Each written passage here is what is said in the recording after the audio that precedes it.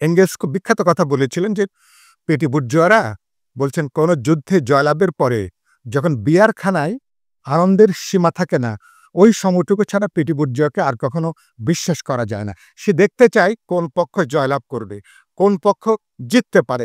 এটা দেখেই সে তার পক্ষ অবলম্বন করে। এবং আমি নিশ্চিত এই আগের হাসিনা রেজিম যদি আর ৬ মাস যদি থেকে যেত, এখন যারা চারিপাশে আছেন তাদের ১৪ আনাকে কিন্তু চারিপাশে কিন্তু দেখা যেত না। আমাদেরকে লড়তে, লড়তে, মরতে, মরতে অনেকের হয়তো ফাঁসির কাস্টে বন্দুকের জায়গায় হয়তো আমাদেরকে দাঁড়াতে হতো। আমি নিশ্চয়ই খুব বাড়িয়ে বলছি না এটা। তো এরকম একটা জায়গা থেকে আমি বলব, আমাদের ছাত্র তরুণরা, শ্রমিকদের, আমাদের সবার অভ্যুত্থান আমাদের ভয়টাকে দূর করে দিয়েছে। আমরা আমাদের স্বপ্নগুলোকে, আকাঙ্ক্ষাগুলোকে আমরা সোনা রূপায় যেন আমরা পরিণত না করি। কারণ আপনাদের লেনিন তলস্তয়ের সাহিত্যকে বলেছিলেন রুশ বিপ্লবের তর্পণ। প্যারি কমিউন যখন আগে হয়েছিল তখন জানেন যে ফরাসি দেশের দার্শনিকরা, কবিরা, লেখকরা তারা পুরো জমিনটাকে তারা কিন্তু তৈরি করেছিলেন। বাংলাদেশের দুর্ভাগ্যে আমরা আমাদের মুক্তিযুদ্ধ বা এত অসাধারণ অনেকে অনেক ভূমিকা পালন করেছেন। হয়তো ওরকম কোনো হয়তো আমরা এখনো পর্যন্ত পাইনি। কিন্তু আমি যেটা বলে শেষ করব, অসাধারণ একটা সুযোগ আমাদের জন্য তৈরি হয়েছে। কবি লেখকদের মধ্যে ভয়ের যে জায়গাটা ছিল, আতঙ্কের যে জায়গাটা ছিল, দোলাচল ছিল, দ্বিধা ছিল। আ এঙ্গেলস খুব বিখ্যাত কথা বলেছিলেন যে পেটি বুর্জোয়ারা বলছেন কোন যুদ্ধে জয়লাভের পরে যখন বিয়ারখানায় আনন্দের সীমা থাকে না, ওই সময়টুকু ছাড়া পেটি বুর্জোয়াকে আর কখনো বিশ্বাস করা যায় না। সে দেখতে চায় কোন পক্ষ জয়লাভ করবে, কোন পক্ষ জিততে পারে। এটা দেখেই সে তার পক্ষ অবলম্বন করে। এবং আমি নিশ্চিত এই আগের হাসিনা রেজিম যদি আর ৬ মাস যদি থেকে যেত, এখন যারা চারিপাশে আছেন তাদের ১৪ আনাকে কিন্তু চারিপাশে কিন্তু দেখা যেত না। আমাদেরকে লড়তে, লড়তে, মরতে, মরতে অনেকের হয়তো ফাঁসির কাস্টে বন্দুকের জায়গায় হয়তো আমাদেরকে দাঁড়াতে হতো। আমি নিশ্চয়ই খুব বাড়িয়ে বলছি না এটা। তো এরকম একটা জায়গা থেকে আমি বলব, আমাদের ছাত্র তরুণরা, শ্রমিকদের, আমাদের সবার অভ্যুত্থান আমাদের ভয়টাকে দূর করে দিয়েছে। যে জাগ্রত ছিল আমাদের মধ্যে, যে নানা ধরনের দোলাল ছিল ব্যক্তি, পরিবার, সমাজ, এটাকে কাটিয়ে দিয়েছে। চলেন এটাকে ধারণ করি আমরা। নতুন যে বিশাল সম্ভাবনা, সেই সম্ভাবনার দিক হচ্ছে কোনো উস্কানিতে আমরা পা দেব না। এক, আমাদেরকে বিভক্ত অনৈক্য তৈরি করবার যে জায়গাটা তৈরি হয়েছে তাকে বাড়াবো না। গত ৩ মাসে কিছু ফাটল তৈরি হয়েছে আন্দোলনের শক্তিগুলোর মধ্যে। সরকার বহু এজেন্ডা থাকবে, কিন্তু সরকার তাকে তার গুরুত্বপূর্ণ ৩-৪টা কাজ, কেবলমাত্র বাংলাদেশে যদি ৫ বছর পর পর অবাধ, নিরপেক্ষ, বিশ্বাসযোগ্য নির্বাচন যদি হতো, তাহলে হাসিনার মতন এরকম একটা ফ্যাসিস্ট অথবা এরকম একটা দলকে, ফ্যাসিস্ট চরিত্র হয়তোবা দেখা নাও যেতে পারত, দেখা যেত না। সুতরাং শেষ পর্যন্ত আপনাকে প্রয়োজনীয় সংস্কারগুলো করে অবাধ, নিরপেক্ষ, বিশ্বাসযোগ্য নির্বাচন করতে হবে। আর এই সরকার তো ধরুন তাকে বলা দরকার যে আপনারা যে দৌড়টা শুরু করেছেন, দৌড়টা কোথায় আপনি থামবেন, জ্যোতি চিহ্নটা কোথায় আপনি দাঁড়াবেন। এবং এই সরকার যদি একটা গ্রহণযোগ্য নির্বাচনের মধ্য দিয়ে মানুষের গণতান্ত্রিক আকাঙ্ক্ষাকে ধারণ করে নির্বাচন দিয়ে যদি বেরিয়ে যেতে পারে, নিশ্চয়ই এই সরকারকে আমরা সাধুবাদ জানাবো। বাংলাদেশ এবং এই লড়াইয়ে কবি, শিল্পী, সাহিত্যিক, সঙ্গীত, আমাদের মধ্যে একটা আত্মিক, বুদ্ধিবৃত্তিক, সাংস্কৃতিক, আমাদের নানা পার্থক্যের পরও বৈচিত্র্যের মধ্যে ঐক্যটা কিভাবে আমরা তৈরি করতে পারি, মনে করি এটাই হচ্ছে গুরুত্বপূর্ণ কাজ। রাজনীতিকরা একা, অন্তর্বর্তী সরকার একা এই পরিস্থিতি মোকাবেলা করতে পারবে না।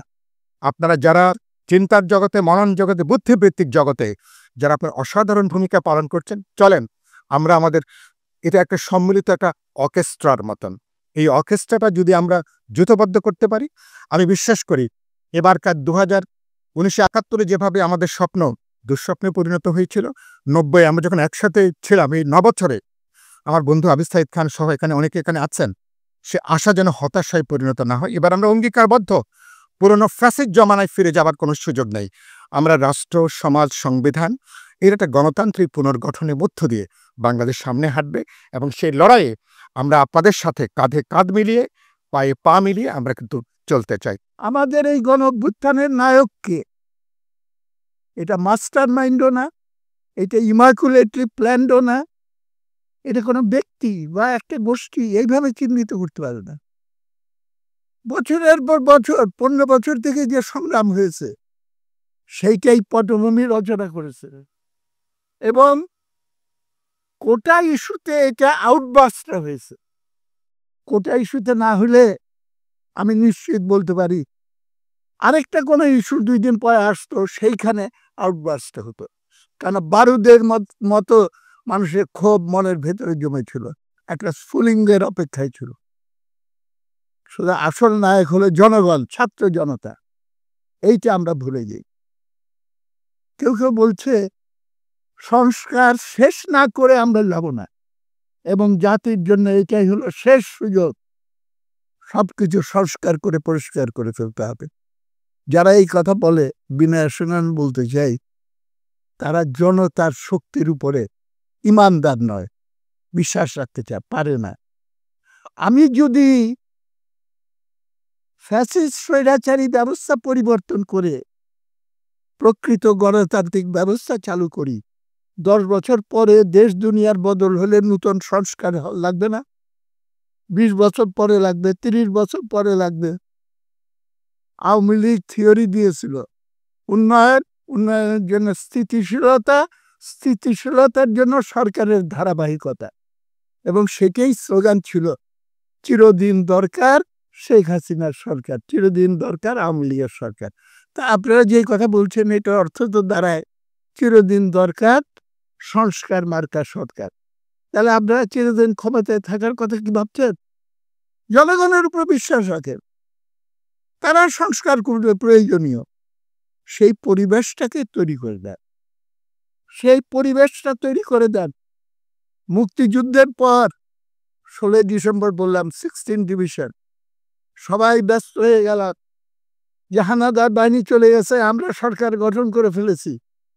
তখন যেই কাজটা বিরাট বড় অপরাধ হয়ে গেছে, আমাদের ত্রুটি হয়ে গেছে, ঘাটতি থেকে গেছে, আমাদের রাজনৈতিক বিজয়ের বা মুক্তিযুদ্ধের বিজয়ের পরে পরেই একটা সাংস্কৃতিক বিপ্লব এবং মতাদর্শিক বিপ্লবে যেই গুরুত্ব দেওয়া উচিত ছিল আমরা সেটা দেইনি।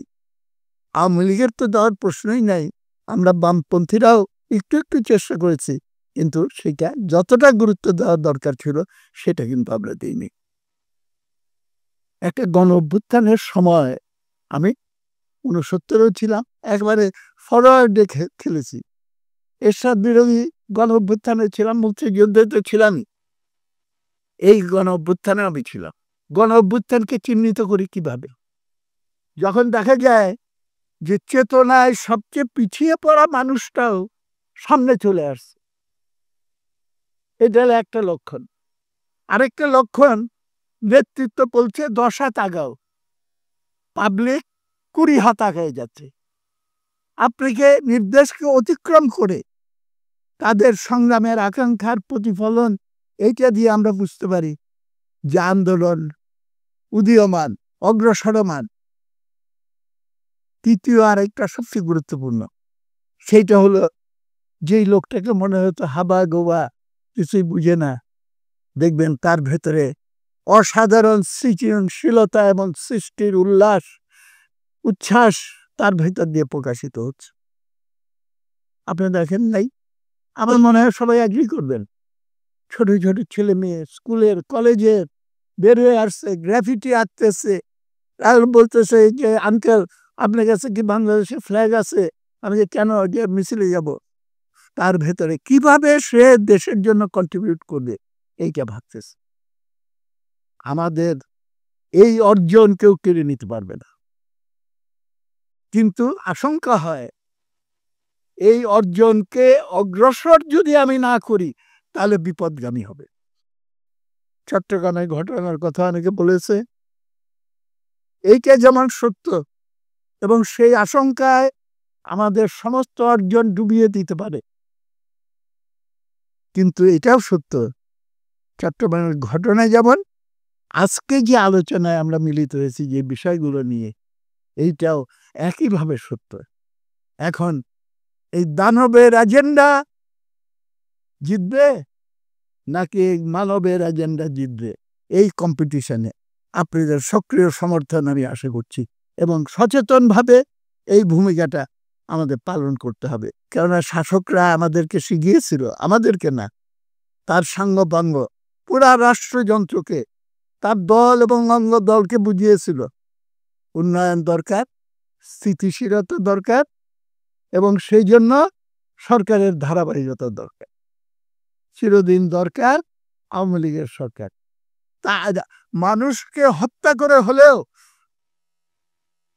আমি যে আওয়ামী লীগের সরকারকে টিকিয়ে রাখার জন্য চেষ্টা করছি, হাজারের বেশি মানুষকে হত্যা করা হলো, তাদের মনের ভেতরে ঢুকায় দেওয়া হয়েছিল এই হত্যা না, এটা হলো উন্নয়নের বার্থ পেইনস, উন্নয়নের প্রসব বেদনা।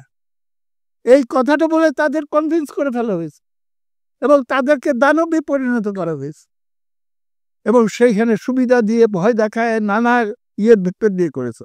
This is fascism. যখন পায়ের তলায় মাটি থাকে না, জনসমর্থন থাকে না, তখন রাষ্ট্রযন্ত্রের উপর ভিত্তি করে যখন শাসন চালায়, অবধারিতভাবে এইটাই হয়।